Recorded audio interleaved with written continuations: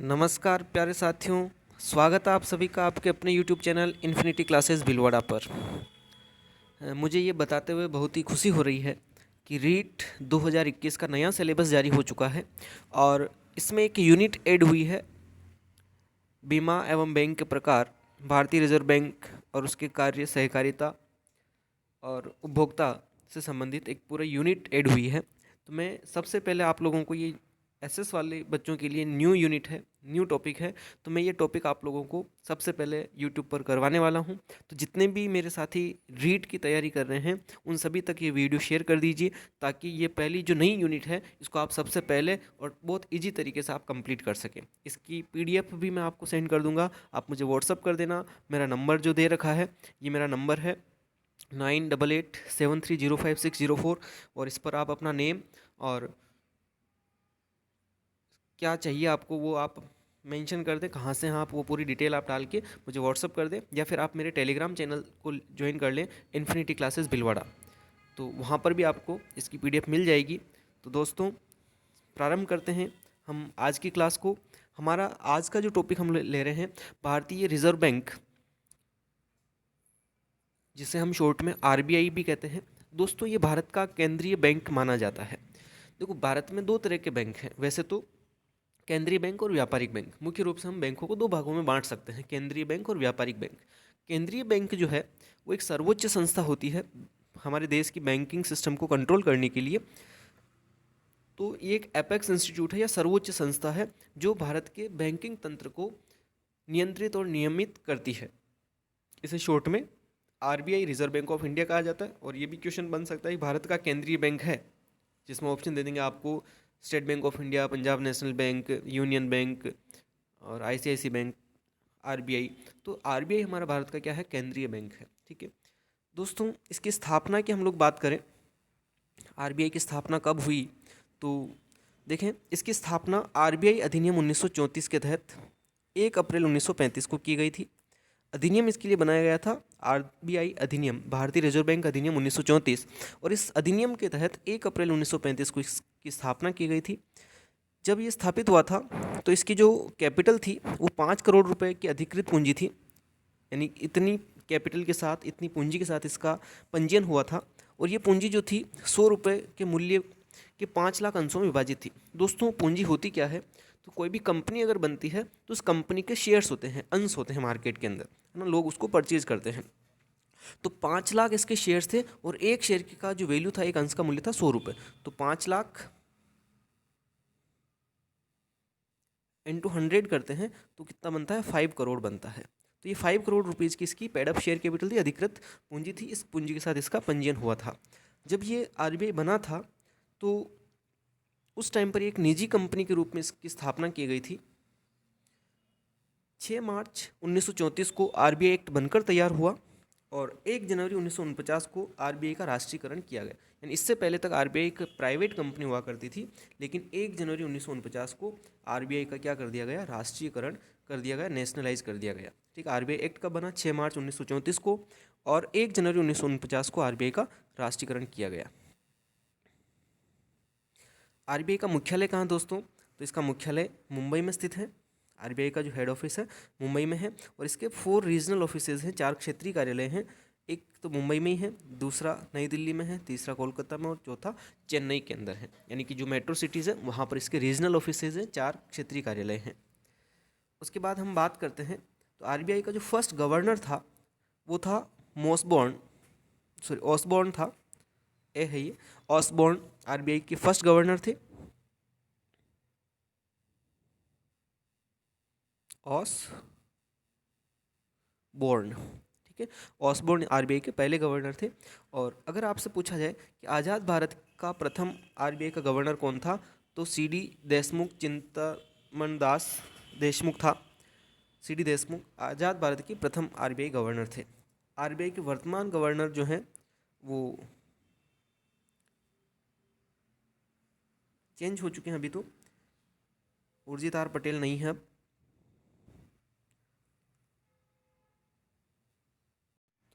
जो आरबीआई के गवर्नर थे उर्जित पटेल, वो 24वें गवर्नर थे, लेकिन अभी वर्तमान में 2018 से जो 25वें गवर्नर बने हैं वो डॉक्टर शक्तिकांत दास हैं। नोटबंदी के बाद ये उस फैसले से नाखुश होने की वजह से उन्होंने इस्तीफा दे दिया था, और इसके बाद जो अभी 25वें गवर्नर हैं वर्तमान में भी डॉक्टर शक्तिकांत दास हैं। ठीक है। आरबीआई में 21 सदस्यों का केंद्रीय निदेशक मंडल बनाया जाता है। टोटल कितने मेंबर्स होते हैं? 21 मेंबर्स का बोर्ड ऑफ डायरेक्टर्स का एक पूरा ग्रुप होता है, जिसमें एक तो गवर्नर होगा, 4 डिप्टी गवर्नर्स होंगे। जो 4 क्षेत्रीय कार्यालय हैं वहाँ से 2 वित्त मंत्रालय द्वारा नामजद व्यक्ति होंगे। फाइनेंस मिनिस्ट्री 2 व्यक्तियों के बारे में बताएगा कि ये व्यक्ति इसके मेंबर्स बनेंगे। 10 केंद्र सरकार द्वारा नामजद व्यक्ति होंगे। सेंट्रल गवर्नमेंट भी 10 व्यक्तियों के नाम देगी, वो होंगे। 4 निदेशक स्थानीय बोर्ड से, जो हमने स्थानीय बोर्ड पढ़े थे, चेन्नई, कोलकाता, मुंबई और नई दिल्ली, ये 4 क्षेत्रीय कार्यालय हैं, वहाँ से स्थानीय बोर्ड से 4 मेंबर्स होंगे, निदेशक होंगे। तो इस तरह से टोटल मिला के 21 मेंबर्स होंगे, और एक आरबीआई का गवर्नर है ये। तो टोटल ये 21 मेंबर्स हो रहे हैं। आरबीआई का जो वित्तीय वर्ष चलता है दोस्तों, वो 1 जुलाई से 30 जून तक चलता है। बाकी हमारे देश के अंदर जो वित्तीय वर्ष चलते हैं, वो वित्तीय वर्ष कब से कब तक चलता है? 1 अप्रैल से प्रारंभ होता है और 31 मार्च को बंद होता है ना। 1/4 से प्रारंभ होकर 31 मार्च को हमारा ईयर एंड होता है, फाइनेंशियल ईयर, जिसे वित्तीय वर्ष कहा जाता है। लेकिन भारत में जो रिजर्व बैंक ऑफ इंडिया, इसका वित्तीय वर्ष अलग है, 1 जुलाई से 30 जून तक चलता है। हाँ दोस्तों, इसी तरह से हमारी एग्रीकल्चर जो है, उसका भी फाइनेंस एक्ट जो है वो अलग है, वो भी सेम 1 जुलाई से 30 जून तक चलता है। जो हमारी कृषि है, उसका भी वित्तीय वर्ष जो उसकी गणना की जाती है, वो 1 जुलाई से 30 जून के मध्य तक की जाती है। ठीक है। अब हम बात करते हैं एक इम्पोर्टेंट टॉपिक, आरबीआई के मुख्य काम क्या है, आरबीआई के कार्य क्या हैं। सबसे पहला काम, नोट निर्गमन करना। आरबीआई 2 रुपये से लेकर के 2000 तक के कागजी नोट छापता है। इस हेतु आरबीआई न्यूनतम भंडारण प्रणाली, मिनिमम रिजर्व सिस्टम, एमआरएस को अपनाता है ना। कौन सी प्रणाली? न्यूनतम भंडारण प्रणाली या एमआरएस, मिनिमम रिजर्व सिस्टम की प्रणाली को अपनाता है। और इस हेतु क्या होता है इसमें, 200 करोड़ रुपए के स्वर्ण और विदेशी मुद्रा का भंडार हमेशा बनाए रखना होता है। यानी कि आरबीआई जब नोट छापता है तो इसके पास कम से कम 200 करोड़ रुपए कि गोल्ड और फॉरेन एक्सचेंज, फॉरेन करेंसी, विदेशी मुद्रा होनी चाहिए, जिसमें कम से कम 115 करोड़ का तो क्या होना चाहिए? गोल्ड ही होना चाहिए। इसमें 115 करोड़ रुपए का स्वर्ण भंडार होना चाहिए। आरबीआई द्वारा निर्गमित नोटों पर आरबीआई गवर्नर के हस्ताक्षर होते हैं। हाँ, आरबीआई जो जारी करता नोट, उस पर कौन साइन करता है? आरबीआई का गवर्नर। जैसे अभी प्रेजेंट में हमारे डॉक्टर शक्तिकांत दास हैं, तो जितने भी अभी नोट बन रहे हैं उन सभी पर 2 रुपये से लेकर 2000 तक के, उन सभी पर शक्तिकांत दास के हस्ताक्षर होंगे। अब इसका इम्पोर्टेंट नोट, हमने यहाँ बात करी थी कि 2 रुपये से लेकर 2000 तक, तो फिर बाकी के नोट कौन इश्यू करता है, सिक्के कौन इश्यू करता है, तो उसके बारे में देखें। भारत में 1 रुपये का नोट भारत सरकार जारी करती है, जिस पर वित्त सचिव हस्ताक्षर करती है। भारत सरकार का भी वित्त मंत्रालय, ठीक है, ये ध्यान रखना, भारत सरकार का जो वित्त मंत्रालय, फाइनेंस मिनिस्ट्री है, उसके द्वारा ये 1 रुपये का नोट जारी होता है, और इस पर फाइनेंस सेक्रेटरी, वित्त सचिव हस्ताक्षर करता है। ठीक है।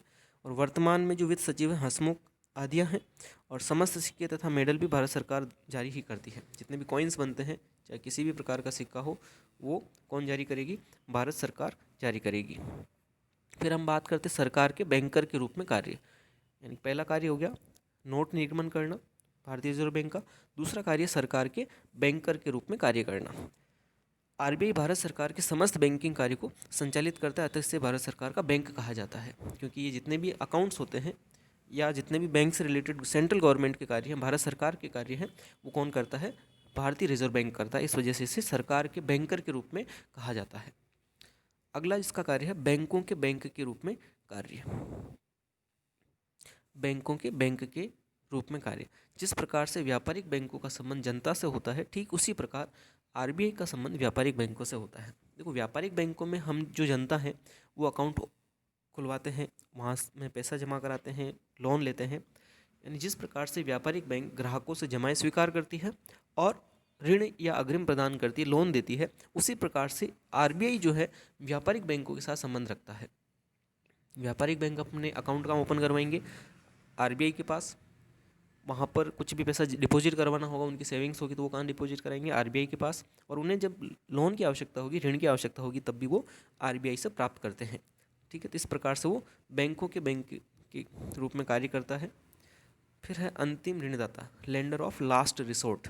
जब व्यापारिक बैंक वित्तीय मुसीबत में होते हैं तो केंद्रीय बैंक उनको ऋण प्रदान कर सहायता करते हैं। यानी व्यापारिक बैंकों को जब कहीं से भी वित्त की सुविधा उपलब्ध नहीं होती है, सब जगह के दरवाजे बंद हो जाते हैं तो लास्ट ऑप्शन जो बनता है, रिसोर्ट का मतलब एक डेस्टिनेशन है ना, अंतिम ऋणदाता। लास्ट रिसोर्ट इसलिए बोला जाता है कि रिसोर्ट का मतलब होता है एक डेस्टिनेशन ना, रिसोर्ट जो वर्ड है इसका मतलब डेस्टिनेशन, एक जगह, अंतिम। तो उस वजह से इसको रिजर्व बैंक को हम अंतिम ऋणदाता बोलते हैं, क्योंकि व्यापारिक बैंक जब वित्तीय मुसीबत में होते हैं और उसे किसी भी प्रकार का कहीं से भी लोन प्राप्त नहीं हो रहा हो तो वो आरबीआई के दरवाजे खटखटाता है और वहाँ से उन्हें ऋण मिलता है। अगला पॉइंट है विदेशी विनिमय पर नियंत्रण। दोस्तों यहाँ पर विदेशी विनिमय का मतलब ये होता है विदेशी मुद्रा, है ना। भारत की जो मुद्रा है रुपया, उसके अलावा बाहर की कोई भी मुद्रा, चाहे डॉलर हो, युआन हो, येन हो, है ना, ये सारी मुद्राएं जो है, रूबल हो, तो ये विदेशी मुद्रा है। इसको हम अर्थशास्त्र की भाषा में विदेशी विनिमय बोलते हैं, फॉरेन एक्सचेंज इंग्लिश में कहा जाता है। तो इस पर नियंत्रण भी कौन रखता है? आरबीआई रखता है। आरबीआई विदेशी मुद्रा का भंडार अपने पास सुरक्षित रखता है। वर्तमान में लगभग ये काफ़ी बढ़ चुका है, अभी प्रेजेंट में 500 के आसपास ये वैल्यू है। 500 बिलियन अमेरिकी डॉलर विदेशी मुद्रा का भंडार सुरक्षित है। इस है समाशोधन, समाज नहीं है दोस्तों, केवल समाशोधन है, जय को हटा दें यहाँ से। समाशोधन गृह का कार्य। समाशोधन गृह का मतलब क्या होता है दोस्तों? समस्त व्यापारिक बैंक के खाते आरबीआई के पास होते हैं तथा समस्त व्यापारिक बैंकों के आपस में जो लेन देन होते हैं अतः व्यापारिक बैंकों के आपसी लेन देनों को आरबीआई सेटल कर देता है। तो इसे हम समाशोधन गृह का कार्य बोलते हैं। क्योंकि हम लोग जो चेक से लेन देन करते हैं, जैसे मेरा अकाउंट एसबीआई बैंक में है और मुझे मेरे किसी स्टूडेंट ने फीस जो दी है वो चेक से दी है और उस स्टूडेंट का जो अकाउंट है वो पीएनबी बैंक में है, तो वो मेरे पास चेक किस बैंक का लेके आएगा? पंजाब नेशनल बैंक का लेके आएगा। लेकिन उस बैंक को मैं कहाँ जमा करूँगा? मेरे एसबीआई बैंक में। तो पंजाब नेशनल बैंक का चेक था, मैंने मेरे एसबीआई बैंक में डिपॉजिट करा दिया। तो यहाँ पर पंजाब नेशनल बैंक और एसबीआई का आपस में लेन देन इंक्रीज़ हो जाएगा, क्योंकि जब एसबीआई में मैं मेरा चेक डिपॉजिट करवाऊँगा तो एसबीआई क्या करेगा? इस चेक को एक अपने आदमी के साथ पीएनबी बैंक में भेजेगा और उसको बोलेगा कि भाई आपके कस्टमर ने ये चेक दिया है, आप इसे वेरीफाई कर दीजिए और पेमेंट को ओके कर दीजिए, हम हमारे कस्टमर के अकाउंट में पेमेंट डाल देते हैं। तो वो पैसा दे के नहीं भेजता, कि ऐसा नहीं कि यहाँ से एसबीआई का आदमी जाएगा पीएनबी के पास, वो चेक दिखाएगा, चेक देख के फिर पीएनबी वाले उसको पैसा देंगे, पैसा लेके आएगा और अब उसके अकाउंट में डिपॉजिट करेगा। ऐसा नहीं होता है, केवल वहाँ पर वेरीफाई करने के लिए जाता है। आजकल इलेक्ट्रॉनिक ट्रांजेक्शन्स होते हैं तो केवल वेरीफाई होता है। वेरीफाई होने के बाद एसबीआई अपने यहीं से कस्टमर के अकाउंट पैसा डिपॉजिट कर देता है।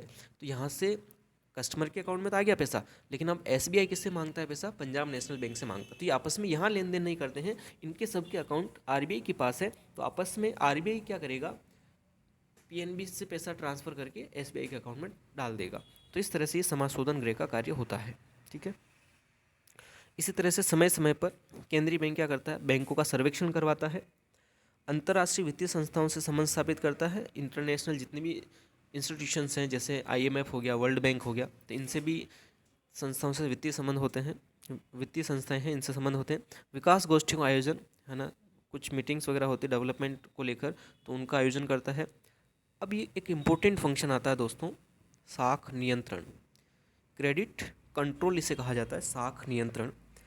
जब हम लोग व्यापारिक बैंक में पढ़ूंगा तो वहाँ पर एक टॉपिक हम लोग पढ़ेंगे, व्यापारिक बैंकों द्वारा साख का निर्माण। यहाँ पर हम निर्माण नहीं पढ़ रहे, नियंत्रण पढ़ रहे हैं। तो एक इम्पोर्टेंट डिफरेंस आपको ध्यान रखना, व्यापारिक बैंकों द्वारा साख का निर्माण किया जाता है और केंद्रीय बैंक के द्वारा यानी रिजर्व बैंक ऑफ इंडिया के द्वारा साख पर नियंत्रण किया जाता है। जो साख व्यापारिक बैंक बनाएंगे, निर्माण करेंगे, उस पर नियंत्रण किसका होगा? रिजर्व बैंक ऑफ इंडिया का होगा। व्यापारिक बैंकों द्वारा साख निर्माण या साख सृजन किया जाता है तथा इस सृजित साख पर देश का केंद्रीय बैंक नियंत्रण रखता है, जिसे साख नियंत्रण कहा जाता है। साख नियंत्रण शासन मौद्रिक नीति से, जिसके अंतर्गत केंद्रीय बैंक देश में महंगाई तथा मंदी को नियंत्रित करता है। साख नियंत्रण का सीधा सीधा आज से किससे हो गया दोस्तों? मौद्रिक नीति से हो गया, मॉनेटरी पॉलिसी से, जिसमें रिजर्व बैंक क्या करेगा? देश में जो उतार चढ़ाव आते हैं, तेजी मंदी आती है, महंगाई या मंदी की स्थिति आती है, उसे नियंत्रित करता है। मौद्रिक नीति के अंतर्गत केंद्रीय बैंक साख का संकुचन एवं विस्तार विभिन्न उपकरणों के माध्यम से करता है। अब यहाँ पर साख का संकुचन और साख का विस्तार क्या होगा वो हम लोग देखने वाले हैं आगे। संकुचन का मतलब होता है दोस्तों कमी करना, सिकुड़ना। संकुचन का मतलब सिकुड़ना, कमी होना। विस्तार का मतलब बढ़ना। तो जब साख का मतलब यहाँ पर सप्लाई ऑफ मनी से है, यानी मुद्रा की आपूर्ति से है कि बाजार में अगर साख में कमी होती है तो उसे साख का संकुचन कहा जाता है, यानी मुद्रा कम हो जाती है बाजार से, पैसा कम हो जाता है तो उसे साख का संकुचन कहा जाएगा। और अगर पैसा बढ़ जाता है बाजार के अंदर, मुद्रा सप्लाई जो है, मनी सप्लाई वो इंक्रीज़ हो जाती है, बढ़ जाती है, तो उसे साख का विस्तार कहा जाता है। तो ये किस प्रकार से आरबीआई करेगा, क्यों करेगा, वो सब चीज़ें हम लोग देखेंगे। तो साख नियंत्रण की भी दो विधियां हैं आरबीआई की, मात्रात्मक साख नियंत्रण की विधियां और एक आती है गुणात्मक साख नियंत्रण की विधियां। तो हम सबसे पहले मात्रात्मक साख नियंत्रण की विधियों के बारे में पढ़ेंगे। साख नियंत्रण की मात्रात्मक विधि, इस विधि के अंतर्गत केंद्रीय बैंक प्रत्यक्ष रूप से साख पर नियंत्रण रखता है। इसके अंतर्गत केंद्रीय बैंक व्यापारिक बैंकों के माध्यम से स्फीतिक एवं अस्फीतिक दशाओं में साख का संकुचन विस्तार करता है। मात्रात्मक साख नियंत्रण है तो केंद्रीय बैंक निम्न उपाय करता है। दोस्तों, स्फीतिक और अस्फीतिक क्या होता है? स्फीतिक को हम अर्थशास्त्र में बोलते हैं और इसको नॉर्मल भाषा में हम कहते हैं महंगाई। मुद्रास्फीति आपने शब्द सुना होगा, मुद्रास्फीति। तो मुद्रास्फीति जो है ये किसको प्रेजेंट करती है? महंगाई को प्रेजेंट करती है। और मुद्रास्फीति को ही हम अर्थशास्त्र में स्फीतिक भी कहते हैं। तो इसे महंगाई कहा जाता है। और अस्फीति का मतलब होता है मंदी। अस्फीति किसे कहेंगे? मंदी को कहेंगे। तो महंगाई और मंदी की स्थिति में आरबीआई किस प्रकार से साख का संकुचन और विस्तार करता है, उसे हम मात्रात्मक साख नियंत्रण के उपाय देखेंगे। उसमें कौन कौन सा है? सबसे पहले आती है बैंक दर नीति, बैंक रेट पॉलिसी। बैंक दर से केंद्रीय बैंक द्वारा व्यापारिक बैंकों को दीर्घकालीन ऋण पर लगाई गई दर से है। मुद्रास्फीति की स्थिति में बैंक दर को बढ़ा दिया जाता है, जिससे ऋण महंगे होते हैं और अर्थव्यवस्था में साख का संकुचन होता है। दोस्तों, बैंक दर क्या है? तो रिजर्व बैंक जो है वो कमर्शियल बैंक्स को, व्यापारिक बैंकों को ऋण देता है एक दीर्घ अवधि के लिए। दीर्घ अवधि का मतलब ऐसी अवधि जो 1 वर्ष से अधिक हो, 12 महीने या 1 वर्ष से अधिक हो, उसे हम दीर्घ अवधि बोलते हैं। तो दीर्घ अवधि के लिए जब रिजर्व बैंक व्यापारिक बैंकों को साख या ऋण उपलब्ध करवाता है तो उस दर को हम कहेंगे बैंक रेट, बैंक दर। अब बाजार में अगर मुद्रास्फीति है, मुद्रास्फीति का मतलब होता है महंगाई, है ना दोस्तों। तो महंगाई क्यों होती है? आप थोड़ा सा सोचें कि महंगाई होने का मतलब किसी उत्पाद की, किसी वस्तु की बाजार में ज़्यादा मांग करें लोग, और किसी वस्तु की ज़्यादा मांग होती है, डिमांड ज़्यादा होती है, तो हम लोगों ने देखा होगा मार्केट में कि उसकी कीमतें बढ़ना स्टार्ट हो जाती है।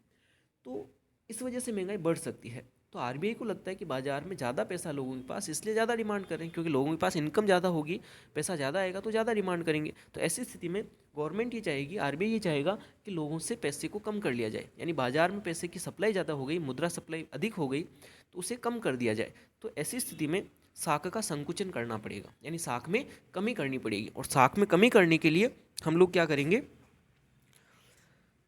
बैंक रेट को बढ़ा देंगे। जैसे बैंक रेट या बैंक दर बढ़ेगी तो आरबीआई से कमर्शियल बैंक्स को, व्यापारिक बैंकों को लोन महंगा मिलेगा। अगर उन्हें लोन महंगा मिला तो वो जनता को भी महंगा लोन देंगे।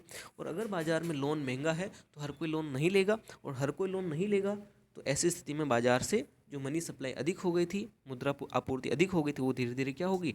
कम हो जाएगी। और मनी सप्लाई अगर कम होगी तो साख का संकुचन होगा। साख का संकुचन होने से लोगों के पैसे कम हो जाएंगे, इनकम कम हो जाएगी। इनकम कम होगी तो डिमांड भी कम करेंगे बाजार में, डिमांड कम करेंगे तो वस्तुओं की जो कीमतें बढ़ गई थी वो नियंत्रण में आ जाएगी और महंगाई अंडर कंट्रोल होगी। तो इस प्रकार से बैंक रेट जो है एक इम्पोर्टेंट रोल प्ले करती है। इसका अपोजिट मंदी में होगा दोस्तों। मंदी का मतलब ये होता है कि बाजार में लोगों के काम धंधे ठप हैं, ग्राहक है ही नहीं, लोग ऐसे ही बैठे हैं, है ना, उबाचा ले रहे हैं, लेकिन वो बोलते हैं कुछ नहीं जी, काम धंधे ही नहीं। हम पूछते और धंधा कैसा है? नहीं जी, कुछ नहीं, बैठे हैं, मंदी है अभी तो। मंदी मंदी का मतलब लोगों के पास पैसा नहीं है, इसलिए तो बाजार में नहीं जा रहे खरीदारी करने। और अगर वो खरीदारी नहीं करेंगे तो फिर लोगों में, बाजार में मंदी होगी। मंदी अगर होती है तो आरबीआई किस प्रकार की नीति अपनाएगा? तो मंदी की स्थिति में आरबीआई जो है बैंक रेट को कम कर देगा। बैंक रेट जैसे ही कम होगी तो लोन सस्ते होंगे, लोन सस्ते होंगे तो हर कोई लोन लेना प्रारंभ करेगा। हर कोई अगर व्यक्ति लोन लेगा तो ऐसी स्थिति में बाजार में साख का विस्तार होगा, यानी मुद्रा आपूर्ति बढ़ेगी। साख का विस्तार होगा तो लोगों के पास पैसा आएगा, पैसा आएगा तो मार्केट में घूमने जाएंगे, खरीदारी करेंगे, तो लोगों के काम धंधे चलने लग जाएंगे, जिससे क्या खत्म हो जाएगी? मंदी की स्थिति खत्म हो जाएगी। तो आपको सीधा सा शॉर्ट में मैंने यहाँ बता रखा है। महंगाई की स्थिति में reserve bank of India bank rate को क्या करेगा? बढ़ाएगा। तो उससे इंटरेस्ट रेट भी बढ़ेगी, इंटरेस्ट रेट बढ़ेगी तो उससे साख का संकुचन हो जाएगा क्योंकि लोन महंगा होगा। ठीक है, उससे क्या होगा, लोन महंगा होने से साख का संकुचन होगा, उससे इन्वेस्टमेंट कम होंगे, इन्वेस्टमेंट कम होगा तो एम्प्लॉयमेंट यानी रोजगार के स्तर में कमी आएगी, रोजगार कम होगा तो आय कम होगी, आय कम होगी तो डिमांड कम होगी, डिमांड कम होगी तो महंगाई नियंत्रण में आ जाएगी। और मंदी में इसका अपोजिट हो जाएगा। मंदी अगर है तो मंदी का मतलब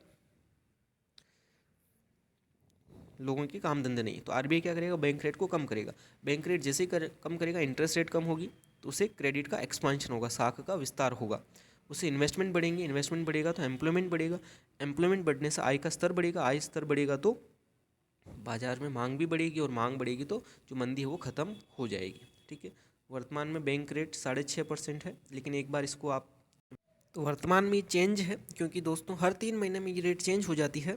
तो वर्तमान में जो ये रेट है वो आपकी है 4.25%। एक मेरा सजेशन है कि जब आप एग्ज़ाम देने जाएंगे तब इस रेट को एक बार आप ज़रूर चेक करके जाएं कि रेट में कोई बदलाव तो नहीं हुआ है। ठीक है, वैसे अभी 4.25 है, तो आने वाले दिनों में चेंज हो सकती है, फिर भी आप एक बार इससे अपडेट रहें। 4.25 अभी प्रेजेंट में है। ठीक है, ये ध्यान रखना।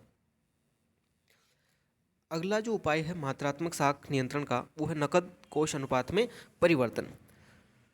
नकद कोष अनुपात को हम बोलते हैं CRR, cash reserve ratio. CRR से आशय ऐसे अनुपात से है जो आरबीआई के निर्देशानुसार प्रत्येक व्यापारिक बैंक को अपनी कुल जमाओं का एक निश्चित प्रतिशत आरबीआई के पास जमा रखना होता है, जिसे CRR कहा जाता है।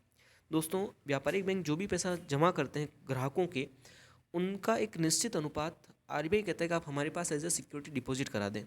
तो जितने भी व्यापारिक बैंक अपनी प्राथमिक जमाओं का, जो कस्टमर उनके पास पैसा जमा कराता है उसको प्राथमिक जमा भी कहा जाता है, तो उस जमा का एक निश्चित अनुपात आरबीआई के पास जमा करवाना पड़ता है, उसे क्या बोला जाता है, नकद कोष अनुपात कहा जाता है। ठीक है, अब इसको अगर महंगाई की स्थिति है या मुद्रास्फीति है तो CRR को बढ़ाया जाएगा, जिससे साख का संकुचन होगा, महंगाई जो है वो नियंत्रण में आएगी। और अगर मुद्रा अस्फीति यानी मंदी की स्थिति है तो CRR को कम कर दिया जाएगा, तो उससे मुद्रा का प्रसार होगा, जिससे मंदी नियंत्रण में हो जाएगी। वर्तमान में जो CRR की रेट है दोस्तों, ये भी चेंज है। वर्तमान में CRR जो ये है 3% है। ठीक है, यहाँ पर 4 की जगह कितना हो गया, 3% हो गया, क्योंकि डेटा थोड़े से पहले के हैं। और यानी कि अपनी कुल जमा का 3% अब आरबीआई के पास जमा करवाना होगा। अगला आता है वैधानिक तरलता अनुपात, इसको हम बोलेंगे SLR, statutory liquidity ratio. Cash reserve ratio था ऊपर का, यह है SLR, स्टैट्यूटरी लिक्विडिटी रेशियो। ये क्या होता है, तो प्रत्येक व्यापारिक बैंक को अपनी कुल जमाओं का एक निश्चित अनुपात तरल संपत्तियों के रूप में अपने पास ही सुरक्षित रखना होता है। तरल संपत्तियों में मुख्य रूप से सरकारी प्रतिभूतियों में निवेश, स्वर्ण में निवेश आदि शामिल होता है। ठीक है दोस्तों, तो ये भी आपको ध्यान में रखना है कि सरल जो वैधानिक तरलता अनुपात है SLR, स्टैट्यूटरी लिक्विडिटी रेशियो, ये क्या होता है कि जितनी भी प्राथमिक जमाएं होती व्यापारिक बैंकों के पास, आरबीआई उन्हें बोलता है कि आप अपनी इन जमाओं का एक निश्चित प्रतिशत आप अपने पास ही तरल संपत्तियों में रखें। तरल संपत्तियां क्या होती है, ऐसी संपत्तियां जिनको आसानी से नकद में बदला जा सकता हो, जैसे कि गवर्नमेंट सिक्योरिटीज़ में इन्वेस्ट करना, गोल्ड में इन्वेस्ट करना, जिनको जब चाहे हम कैश में कन्वर्ट करके लोगों का पैसा चुका सकते हैं। तो ऐसी नकद संपत्तियाँ होती है, उन्हें हम उसमें पैसा रखना क्या कहलाता है, तरलता अनुपात कहलाता है। वर्तमान में जो SLR की रेट है वो चेंज हो गई। अब SLR जो वर्तमान में है वो है 18%, है ना। 18% जो है कुल जमाओं का व्यापारिक बैंकों को अपने पास ही रखना होता है। अगर महंगाई होगी तो SLR को बढ़ाया जाएगा, जिससे आरबीआई के अनुसार कमर्शियल बैंक्स को अपने पास ज़्यादा पैसा रखना पड़ेगा, तो साख का जो संकुचन होगा और उससे महंगाई नियंत्रण में आएगी। और अगर मंदी है तो SLR को कम कर दिया जाएगा, जिससे मुद्रा का प्रसार होगा, उससे मंदी पर नियंत्रण होगा। अब हम बात करते हैं अगले इंस्ट्रूमेंट की, जो कि मात्रात्मक साख नियंत्रण का एक उपाय है, रेपो रेट में परिवर्तन। रेपो की फुल फॉर्म होती है रीपर्चेज ऑप्शन। होती क्या है रेपो रेट, वह दर जिस पर केंद्रीय बैंक व्यापारिक बैंकों को अल्पकाल के लिए वित्त उपलब्ध करवाते हैं, वह रेपो रेट कहलाती है। हमने ऊपर बैंक रेट पढ़ा था, सिमिलर है। बैंक रेट और रेपो रेट में कोई चेंज नहीं है। बैंक रेट में हमने पढ़ा था दीर्घकाल के लिए वित्त उपलब्ध करवाता है, और रेपो रेट जो है वो अल्पकाल के लिए वित्त उपलब्ध करवाता है। बाकी सेम है कि आरबीआई जो है वो व्यापारिक बैंकों को अल्पकाल के लिए ऋण उपलब्ध करवाएगा, वो रेपो रेट है, और दीर्घकाल के लिए वित्त उपलब्ध करवाएगा, उसे हम बैंक रेट कहते हैं। ठीक है, अब हम वर्तमान रेपो रेट की अगर बात करें तो वर्तमान रेपो रेट चेंज हो चुकी है, और वर्तमान में रेपो रेट जो 6.5% पहले थी, अब वर्तमान में केवल 4% है। सेम जैसे बैंक रेट का हम चेंज करेंगे, रेपो रेट अगर महंगाई है तो रेपो रेट को बढ़ाया जाएगा, जिससे साख का संकुचन होगा और महंगाई नियंत्रण में आ जाएगी। अगर मंदी है तो रेपो रेट को कम कर दिया जाएगा, जिससे मुद्रा का प्रसार होगा और मंदी पर नियंत्रण हो जाएगा। अगला पॉइंट आता है रिवर्स रेपो रेट में परिवर्तन। जिस दर पर व्यापारिक बैंक अपनी जमाएं केंद्रीय बैंक के पास जमा करवाते हैं उसे रिवर्स रेपो रेट कहा जाता है। वर्तमान में यह जो है ये भी चेंज हो गई है, 6.25 पहले थी, जो वर्तमान में जो है 3.35% है। ठीक है, यहाँ पर भी आप चेंज देखें 3.35%। जैसे हमें कोई मोटरसाइकिल लेनी है, MRR क्या है, margin rate of requirement. 1 lakh की हमें कोई मोटरसाइकिल परचेज करनी है और हमने डाउन पेमेंट 20,000 किया, तो 1 लाख वस्तु का मूल्य है और डाउन पेमेंट हमने अग्रिम भुगतान 20,000 किया, तो 80,000 रुपये क्या हो गया, मार्जिन रिक्वायरमेंट हो गया। तो 80,000 का फाइनेंस होगा, इसे मार्जिन रिक्वायरमेंट कहा जाता है। ठीक है, इसी तरह से अगला जो इंस्ट्रूमेंट है गुणात्मक साख नियंत्रण या चयनित साख नियंत्रण में नैतिक दबाव द्वारा साख नियंत्रण। व्यापारिक बैंक साख का सृजन करते हैं, लेकिन RBI उनका पेरेंट बैंक होने के नाते व्यापारिक बैंकों पर नैतिक दबाव बनाकर, जैसे लाइसेंस रद्द करने की धमकी देना आदि के द्वारा साख पर नियंत्रण करवाता है ना। कोई अगर काम बात नहीं मान रहा है तो वो पेरेंट है, और बच्चा भी अगर काम की बात नहीं मानता हमारी तो हम उसको डराते धमकाते पिटेंगे या तेरे को ये नहीं दिलाएंगे। इस प्रकार से व्यापारिक बैंकों को भी RBI नैतिक दबाव डाल सकता है, उनको लाइसेंस रद्द करने की धमकी दे सकता है अगर उनकी बात नहीं मानता है तो। प्रचार प्रसार द्वारा केंद्रीय बैंक अपने नियमों का प्रचार प्रसार कर साख पर नियंत्रण कर सकता है। आपने सभी व्यापारिक बैंकों में देखा होगा RBI एक्ट जो बना हुआ है उसके नियम क्या हैं, वो सब हर बैंक में लगे होते हैं। ठीक है, तो ये हमारा टॉपिक आज का कंप्लीट हो जाता है। केंद्रीय बैंक जो भारतीय रिजर्व बैंक है उसका अर्थ, स्थापना कब हुई उसके बारे में, और उसके महत्वपूर्ण कार्य कौन कौन से थे। दोस्तों ये वीडियो आपको कैसा लगा? अगर अच्छा लगा हो तो आप इसे लाइक करें, शेयर करें, कमेंट करें, और अपने सभी जितने भी रीड वाले हैं उन सब तक इस वीडियो को पहुंचा दें, वायरल कर दीजिए, ताकि सभी को इसका फ़ायदा मिल सके। ठीक है दोस्तों, क्लास को ये क्लोज़ करते हैं। मिलते हैं कल हम एक नए टॉपिक के साथ, जिसमें इसी यूनिट का मैं एक और टॉपिक कराऊंगा, बीमा और बैंक के प्रकार। ठीक है, गुड बाय।